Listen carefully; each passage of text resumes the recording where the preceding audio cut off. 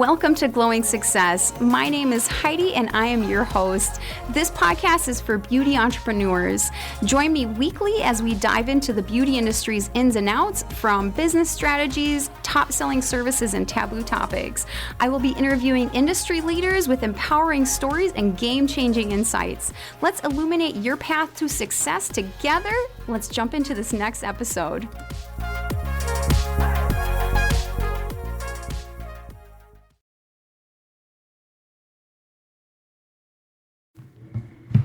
Welcome to Glowing Success. Today I'm so excited to introduce my grandma. My grandma is a big inspiration to me and my business. She has been in business a long time, and I'm very excited to have her share her story about being a business owner, and not only a business owner, but a woman business owner all the way from the 70s through the 90s. So she's going to talk a little bit about that, and she will talk also about relationship building with your clients. So without further ado, my Grandma Margaret. Hello, everyone.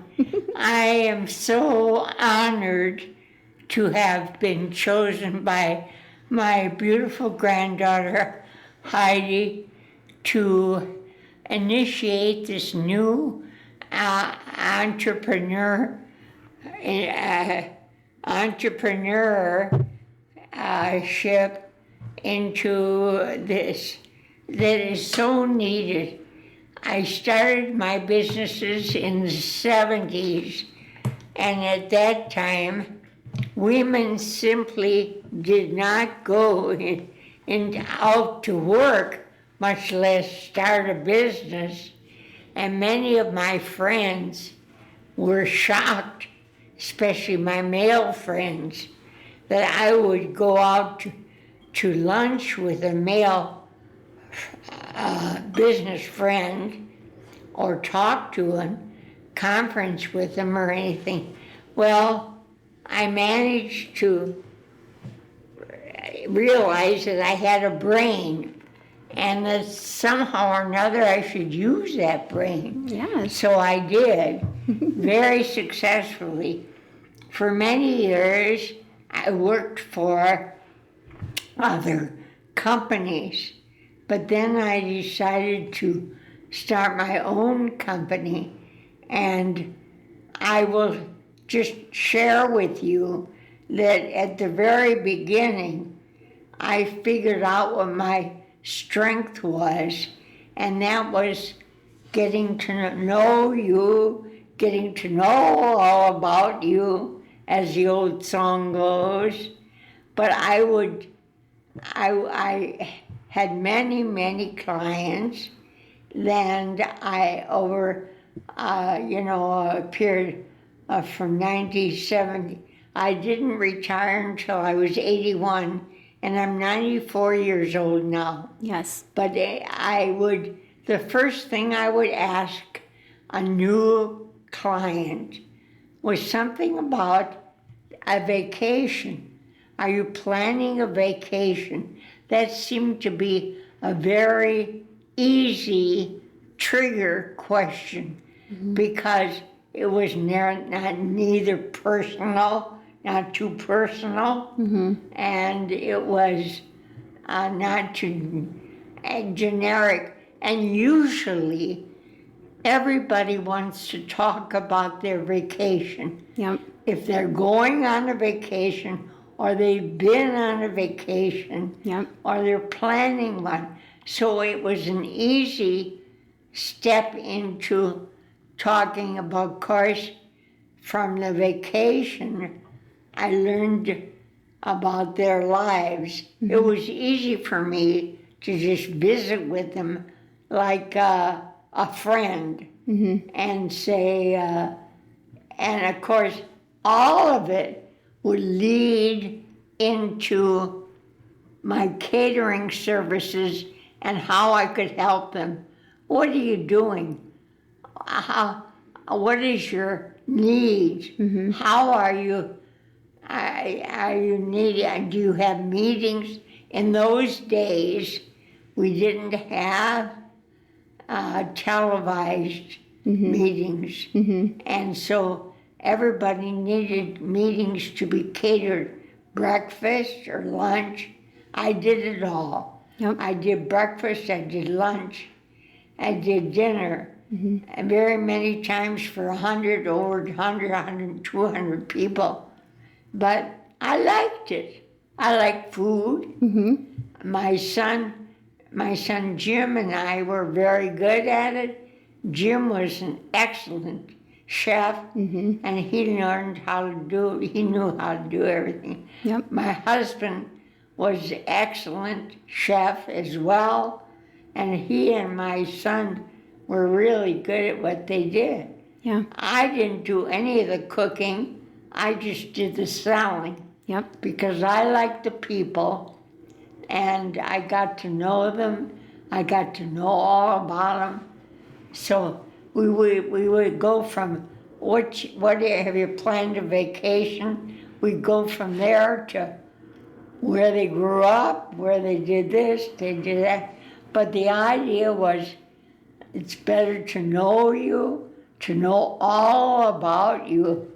That's very, very important. And when once you have established a nice relationship with people, you can go on from there to anything. Yeah. We could sell them. I could sell them any amount of catering. Right. So it was fun. I think that's interesting. I really drive from a place of getting to know my clients and having that personal relationship with them. And once you build that personal relationship, I do find that they trust you in order to buy new things or to buy other things or to invite other people. And I think that referral network even grows from that too, right? Referral is the whole name of the game. Yeah, you want those referrals. And so, but I think it's fascinating. So my grandma started her business in the 70s, from what I remember. Yes. I'm very fortunate because she wrote a book, so I have some reference points, but I also have heard stories over the years, and then I have my own personal story with it, because when I was a young kid, her business had changed into what's called City Picnic. Yes. And City Picnic was downtown, from what I remember, in the Midland Square building, right? I think that's on like 3rd and 2nd. It used to be in what was called the Pillsbury Center, but I don't know what it's called now. Yeah, I don't know what it's called either anymore, but I do remember going downtown and being in the skyways, and it was lovely. It was wonderful. So fun. Yeah. Adventure. Of course, Yes. that helps my ego. Right. And the whole thing, too, is to have a very healthy ego. Yes. That's part of being a business owner too, right? Oh, my, yes. But your transition from starting your business in the 70s and mostly focusing on weddings for a while to eventually going to corporate catering or business catering is such an interesting experience, because from what I was reading in your book too, and from your own words, obviously, the transition sometimes just naturally happens in business. And I think sometimes when we start our businesses, and I'm sure the listeners can, relate to this, sometimes we have a vision of what our business is going to look like when we first start it, but then it really changes over the years. Oh, my. And I don't think there's anything wrong with that. I think, changing with your business and continuing to grow and be open-minded and pivoting is part of it. It's just part of being an entrepreneur. Yes. But I think that's kind of fun that you were able to do that and really find that other niche of corporate catering was where you really thrived at, and where your business really sat for a long time. But business relationships and building personal relationships, it's something that's so foundational in every business that I think if people really spent a little bit more time on building those types of skills, so whether it be if you're not very good, let's say you're more of an introverted business owner and you're having a hard time being conversational with your clients or being conversational in your sales pitches, it can take some practice, right? It can take some practice of maybe you have to sit your partner down or whoever you have around you and really practice those conversations. But that opener that you were talking about of asking them about a vacation, we all need openers, right? We all need some kind of conversation starters to really get those clients to open up a little bit and, kind of get to know you, but also you can get to know them. And I think what you're really leading into, which I really like, is people will leave little crumbs of information that, as people that were trying to sell them things, or business owners that were trying to offer them new services or products, you have to listen to those crumbs and remember those little crumbs of information. because they're so vital for helping that client or giving that experience that client is looking for. So I think that's great. And think it's amazing. you also have to remember the bottom line. Yes. I starved sometimes, some weeks. Yep. I would say some weeks, being self-employed is the closest thing to unemployment Right. that I know of. Yeah. But the bottom line was important, and very early in the catering business, I realized that in the first place I used to be hand-in-hand weddings. That was my first business. Yes. Yep. Well, hand-in-hand weddings, sweetheart, was a wedding. Yeah. One and done. Yep. Hopefully, hopefully done. Yeah. Anyway, I realized corporate catering was a meeting every Tuesday.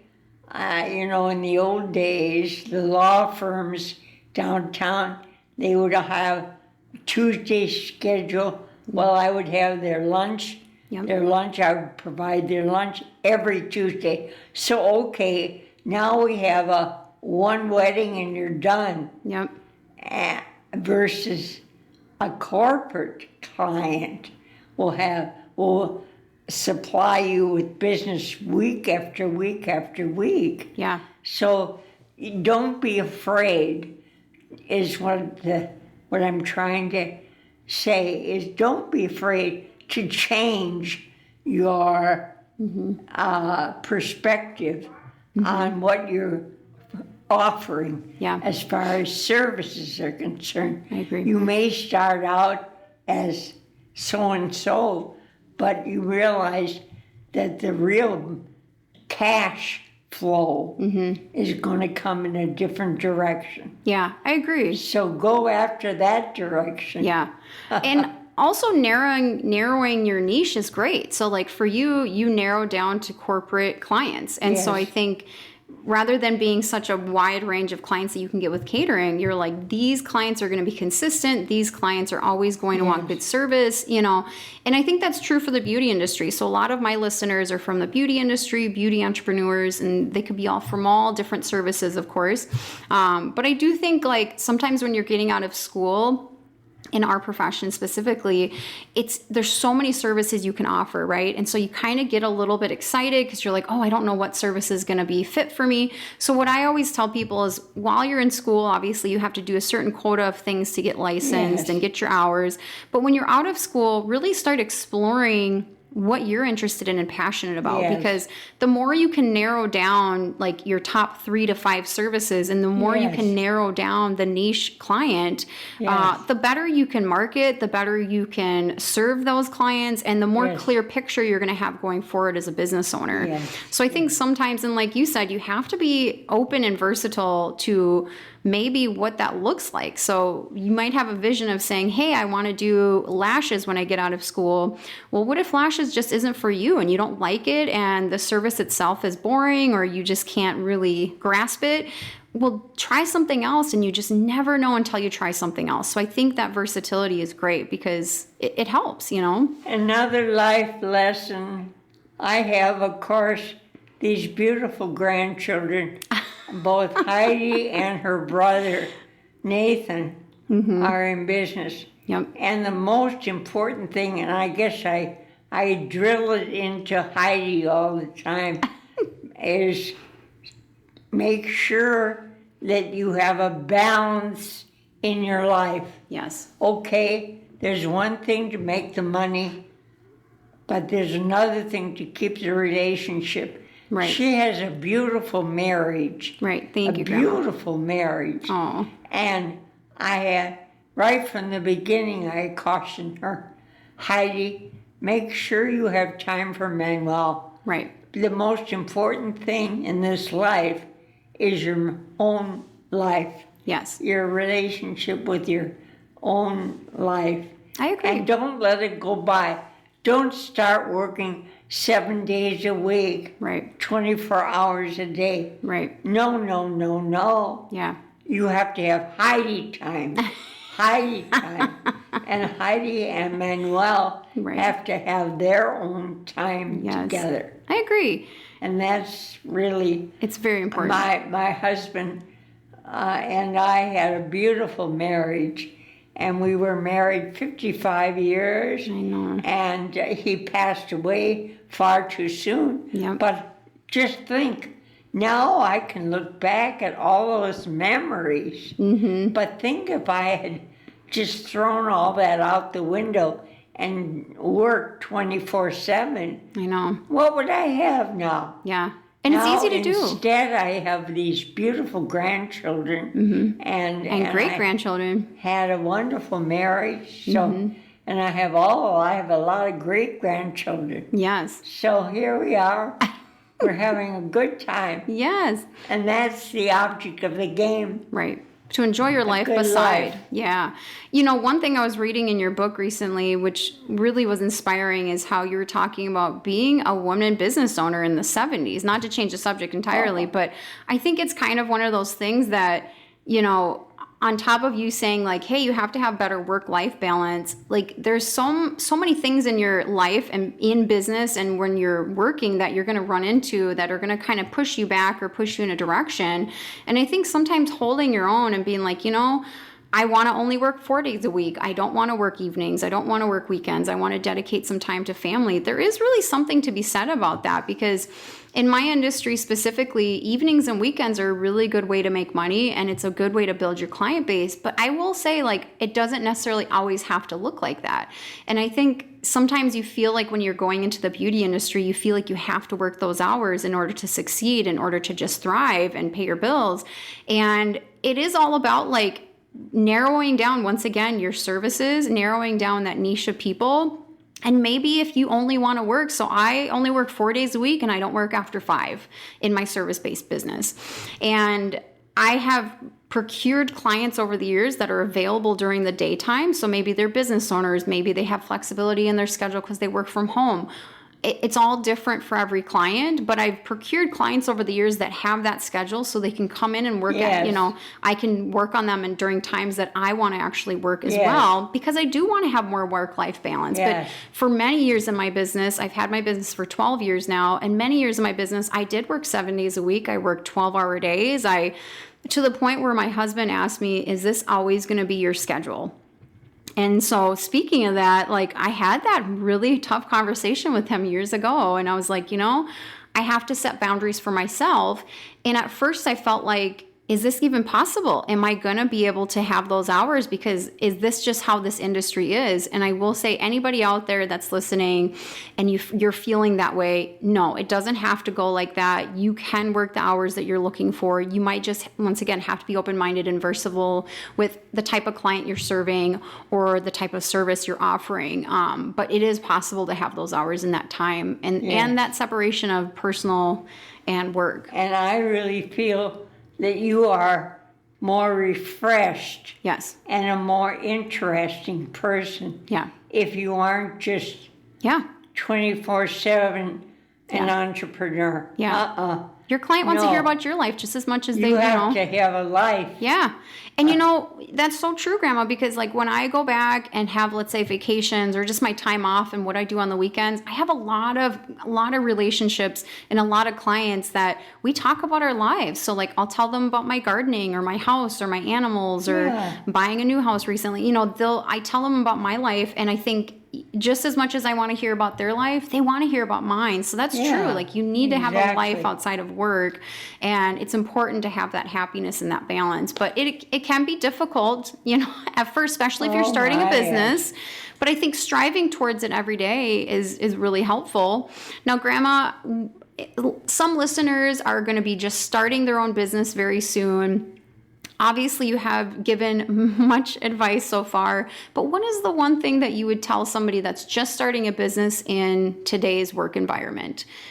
Well, I would say that, first of all, knowledge.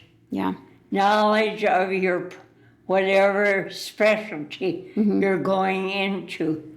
I mean, in the beginning, goodness, I mean, and we're talking the 70s, a female I was a secretary at one time. I had no idea.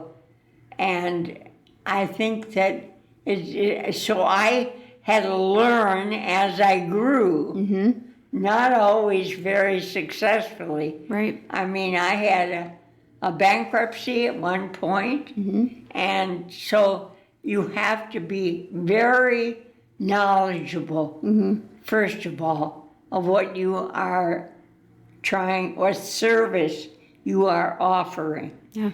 And then once you got that kind of nailed down, then you can begin to build this client base.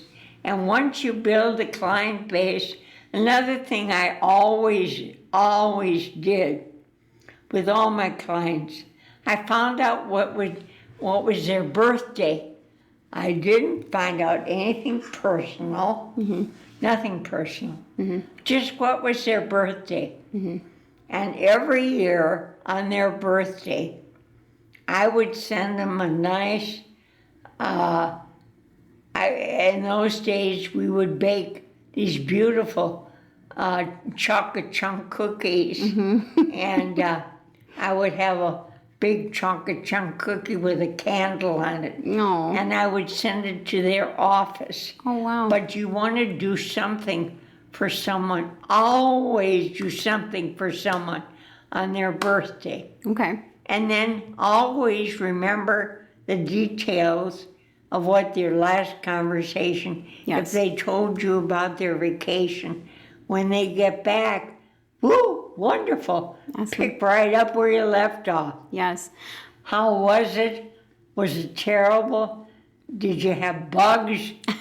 I mean, Yeah. you can ask a million questions. I mean, that's great. One of the things I do with my coaching clients, and one of the things I teach in my coaching classes, is taking meticulous notes. So I love that you mentioned that, because I take very meticulous notes with every client. And it's not that you're not caring about those clients and you're not going to remember those details, but when you have a larger client load, eventually those details just start to mix. So having that note is really helpful, because like she said, when you see that client next time, you can say, oh my gosh, last time we talked, you talked about Hawaii. How was it? And that client is going to be so impressed that you remembered that. And also Yes. they're going to feel much more comfortable opening up and talking to more about those details. Getting to know you. Yeah, and getting to know you. The other thing that you had mentioned, like going above and beyond. So for you is sending somebody something for their birthday. And I think I always talk about, how are you going to differentiate yourself from a different service provider, right? We always need to be thinking about, okay, what sets me apart? Then, for instance, I'm an esthetician. What sets me apart from another esthetician right next to me? Especially when I used to rent in the salon suites around town. So sometimes in those salon suites, when you're renting, you will have a service provider that offers the same exact services to you, right? So you always have to think about, how can I go above and beyond for my clients to kind of give them that special touch and give them that special service, and leave them with that special thought, right? Like, wow, I really like how Heidi does this. I'm going to go back to her. Like, I remember having such a good feeling. One thing I remember from my own days where I was getting business mentorship, and I will go into that in another episode, is, going that extra mile and how your client feels. So it's all about their experience. So sometimes, let's say you can be kind of newer at your service or newer at what you're doing. So you might not necessarily be an expert level, but how does that client feel? So maybe that client's like, they're not the most experience at facials or lashes or whatever service you're offering, but man, she really made me feel comfortable, and she really made sure she checked in with me, and I had such a good time. So I'm going to go back to her because I feel like I'm going to have that same experience. And I think that's really important to always think about what the experience you're giving to your clients. I'll have to tell you one more. This will be my last. About the cookie that we would deliver to the secretaries in their various offices. Heidi's brother worked for us for many years. I remember. When he was just a little kid, 14, 15 years old. we would put a chef apron on him. Yep. And of course, the apron was as long as he was. And we would give him this cookie with a candle to take up to the office Yep. for the secretary who was having the birthday. Well, you cannot believe how they adored this child I know. walking into their sophisticated office, Yeah. highbrow, millions of dollars exchanged every day. Yeah. And in walks this adorable boy Yep. with his long apron bearing a chocolate chunk cookie, I love it. huge, with a candle. I love it. So, it's silly, and maybe we don't do that in this is the year 2023. Yep. Maybe we don't do that. But do you believe maybe we should be doing that? Yeah. So now I say goodbye and good luck. Thank you, Grandma. Well, it's been a wonderful interview. I am so fortunate that my grandma's still alive. You are 94 years old and have such a great story and it's such a great legacy to pass on, right? Like, you had your business for so long, and I'm so grateful to have that book that I can reference back for information. But I'm very grateful you did this interview today. I think you gave the listeners so much and so much knowledge. But some of the things that she had mentioned, you guys, are just tried and true when it comes to any business out there. And so I hope you're able to apply some of these things in your business, and hope to hear from you guys soon. And thank you for listening. Oh.